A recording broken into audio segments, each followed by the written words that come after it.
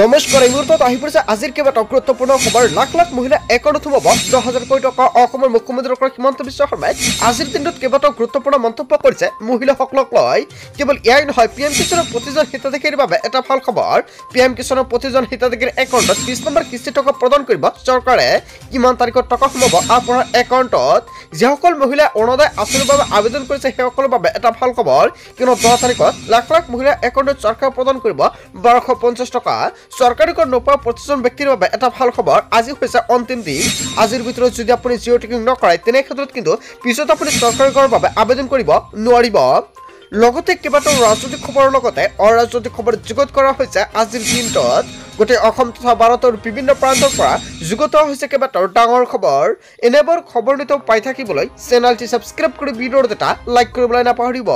আজিৰ আমাৰ প্ৰথম দশমীয়া গুৰুত্বপূৰ্ণ খবৰ হৈছে অসমবাসীৰ বাবে এটা ডাঙৰ খবৰ। PM কিষাণৰ ধনক লৈ ডাঙৰ খবৰ আহি পৰিছে। PM কিষাণক লৈ জৰুৰী নিৰ্দেশনা জাৰি কৰিছে চৰকাৰে। এইবাৰ বহু কৃষকে PM কিষাণৰ ধন নাপাব। PM কিষাণৰ ধন পাবলৈ কৰিবলগীয়া কেইবাটাও গুৰুত্বপূৰ্ণ কাম। এইবাৰ ধন লাভৰ পৰা বঞ্চিত হ'ব 7 প্ৰকাৰৰ কৃষক। কোন 7 প্ৰকাৰৰ কৃষক PM কিষাণৰ টকা নাপাব? অতি শীঘ্ৰে কৰা কেইবাটাও গুৰুত্বপূৰ্ণ কাম। 31 মে হৈছে শেষ সময়সীমা। কোন কোন কৃষকে লাভ নকৰিব PM কিষাণৰ ধনৰাশি? এতিয়া পৰিয়ালৰ এজন ব্যক্তিয়ে পাব PM কিষাণ আঁচনিৰ সুবিধা। PM কিষাণৰ ধন পাবলৈ হ'লে নিজৰ খেতি মাটি থাকিব লাগিব।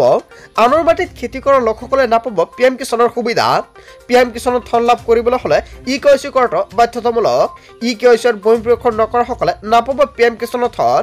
চৰকাৰী চাকৰিয়ালৰ পৰিয়ালৰ লোকসকলে নাপাব PM কিষাণৰ ধনৰাশি। PM কিষাণৰ ধনক লৈ কেইবাটাও গুৰুত্বপূৰ্ণ এছঅপি প্ৰকাশ কৰিছে কেন্দ্ৰীয় চৰকাৰৰ তৰফৰ পৰা। যদি আপুনি PM কিষাণ এজন হিতাধিকাৰী তেনে ক্ষেত্ৰত 20 নম্বৰ কিস্তি টকা জুন মাহৰ প্ৰথম সপ্তাহতে সোমাই যাব আপোনাৰ একাউণ্টত। যদি কিবা বেংক একাউণ্ট বা কিবা সমস্যা হৈ আছে 31 মেৰ পূৰ্বে আপুনি আপডেট কৰি ৰাখক, অন্যথায় কিন্তু আপুনি টকা নাপাব। তাৰ পিছত অসমবাসী ৰাজ্যত জনাইছো আমাৰ পৰৱৰ্তী খুবেই গুৰুত্বপূৰ্ণ খবৰ। লগতে ডাঙৰ খবৰ, লাখ লাখ মহিলাৰ একাউণ্টত সোমাবলৈ আৰম্ভ হৈ আছে ধনৰাশি।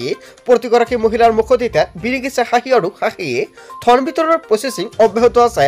অতি শীঘ্ৰে আপোনাৰ একাউণ্ট আপুনি চেক কৰক। টকা সোমাবলৈ আৰম্ভ হৈ গ'ল 27 লাখ মহিলাৰ একাউণ্টত। গছপুলি ৰোৱা 27 লাখ মহিলাৰ একাউণ্টত সোমাবলৈ আৰম্ভ হৈ গৈছে 10,000 কোটি টকা। এতিয়াই পৰীক্ষা কৰক আপোনাৰ একাউণ্ট। যদি আপোনাৰ বেংক একাউণ্টত কিবা আপডেট কৰিবলগীয়া আছে অতি শীঘ্ৰে আপডেট কৰি ৰাখক। 27 লাখ মহিলাৰ একাউণ্টত সোমাবলৈ আৰম্ভ হৈ গৈছে প্ৰথম কিস্তিৰ 10,000 কোটি টকা। প্ৰায় 26 লাখ মহিলাই লাভ কৰিব উদ্যমিতা আঁচনিৰ টকা। কোনে কোনে লাভ কৰিছে এই ধনৰাশি? লাখ লাখ মহিলাৰ একাউণ্টত সোমাবলৈ আৰম্ভ হৈ যাব 10,000 কোটি টকা। চ' বন্ধু বান্ধৱীসকল, অসমৰ মুখ্যমন্ত্ৰী ডক্টৰ হিমন্ত বিশ্ব শৰ্মাই গোটৰ মহিলাক লৈ কেইবাটাও গুৰুত্বপূৰ্ণ মন্তব্য কৰিছে আৰু অতি শীঘ্ৰে আপোনাৰ একাউণ্টত সোমাব এই 10,000 কোটি টকা।